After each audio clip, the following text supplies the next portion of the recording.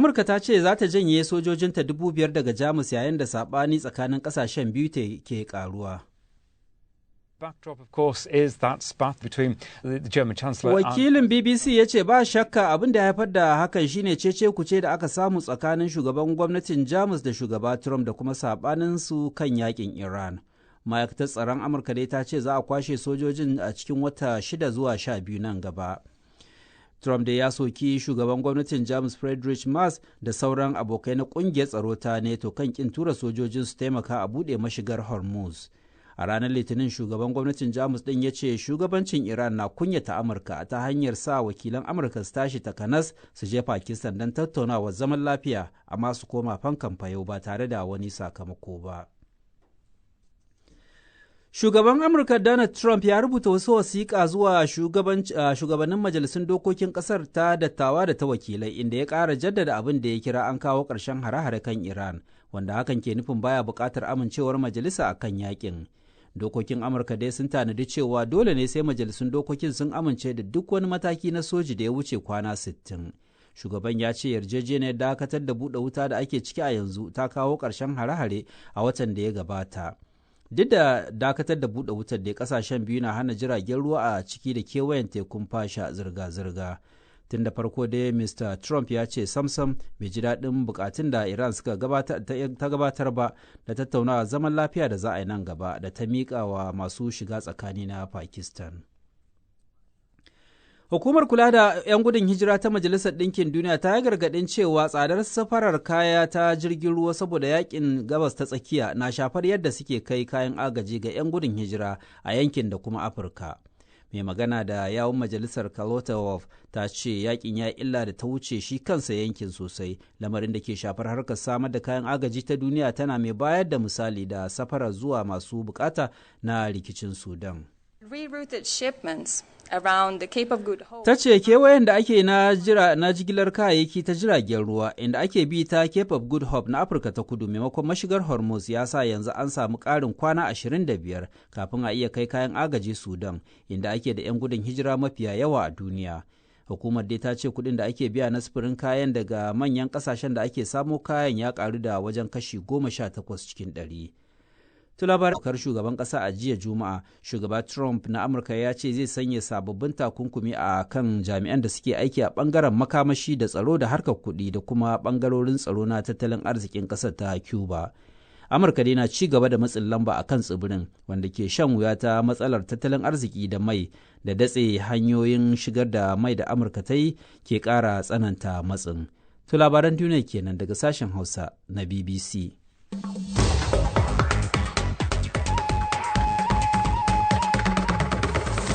To sai rahotannin da muke tafa da su, kamar yadda aka ji a labaran duniya, Amurka na shirin janye dubban sojojinta da ke Jamus. Hakan da ya biyo bayan tsamin dangantaka tsakanin shugaban gwamnatin Jamus din Friedrich Merz da kuma Donald Trump kan yakin Iran.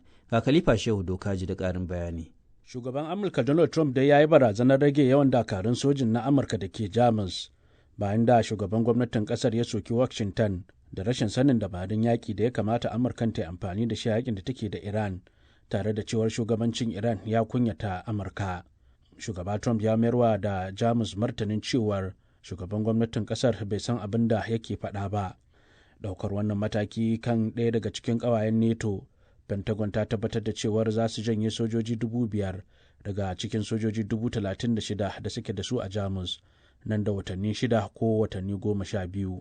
A wata sanarwa da mai magana da yawan Pentagon Sean Parnell ya fitar, Pete Hegseth ne bayar da umarnin. Haka kuma ta ce ɗaukar wannan mataki ya biyo bayan sake sabunta jadawalin da sashen kula da sojojin Amurka da ke Turai ya yi, da kuma gano halin da ake ciki a yankin ya sa su ɗaukar wannan mataki.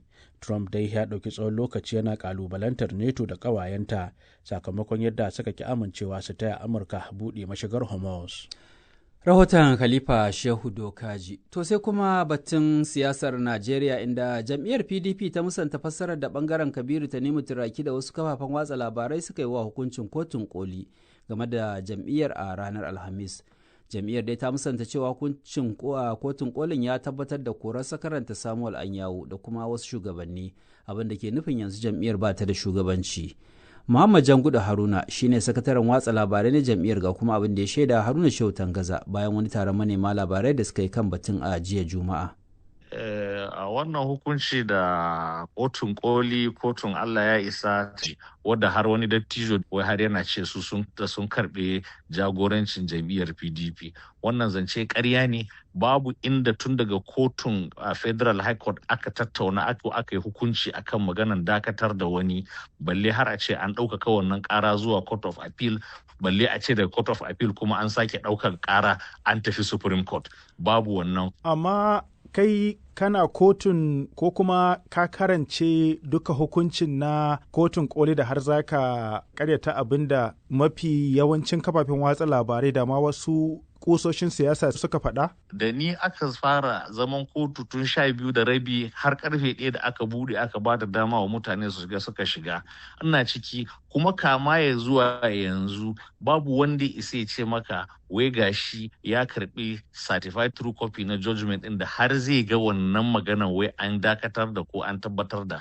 A duk zantukan da turancin da Supreme Court alƙalan suka yi, kama ya ga waɗanda suka yarda da a kori karan har ga zuwa waɗanda ba su yadda a kori karan ba, babu inda kalman sunan Samuel Anyanwu ya fito, babu inda kalma ta cewa dakatarwa ya fito a shari'an da aka gudanar a jiya. Wannan da kake kalubalanta wato Kabiru Tanimu Turaki barista ne mai matsayin babban lauya na ƙasa baki ɗaya SAN. Baka ganin za a ce ya fi kamar saniya ko zai iya fin kamar saniya game da abin da hukuncin nan ya kunsa? In har SAN ne wanda za ka ce ya fi ni sanin dokoki, yaya aka yi yana SAN ɗin ya jagoranci 'yan uwansa zuwa ga halaka tun daga Federal High Court har ya zuwa nan kotun koli ga yamin kes kwaya ɗaya da ya ci a mazauninsa na senior advocate. So ba maganan SAN ba ne, maganan bin doka ne, mai doka ta ce me hukunci ta ce me kuma alkalai suka faɗa.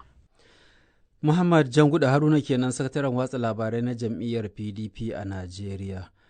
To a wata mai alaka da wannan dai a Najeriya, gwamnan jihar Bauchi kuma shugaban kungiyar gwamnonin PDP Sanata Bala Muhammad ya ce a matsayinsu na 'yan dimokuraɗiyya kuma masu tarbiyya ta biyayya ta ganin kima na masu warware ta kaddamar da ta dubaibe. Ke su ma sun faɗi, mu ma ba mu samu abin da muke so ba tun da taron da muka yi a Badun ba a yarda da ita ba, su kuma abin da suka kafa wanda suke ce sunan shugabanni su ma ba a yarda da su ba. So menene mataki na gaba da za ku ɗauka tun daga shi? Mataki mun riga mun ɗauka su wato dattabai wato BOC na wannan jam'iyya kamar yadda tsarin kundin mulkin mu ya tsara, za su ɗauki ragaman jagoranci na wannan jam'iyya har wani lokaci da za a sa masu riko na ƙwarya tunda shari'a ba ta yarda da wanda suke ciki ba, kuma za mu yi ƙoƙari INEC su ga cewa sun yarda da wannan. Sai dai matsalar da muke da shi lokaci da ya rage wanda za a tantance har wayannan shugabanni su shigo a kai sunayen mutane magoya bayanmu na kowane bangare ma inda dan jami'an PDP kamar ya kure.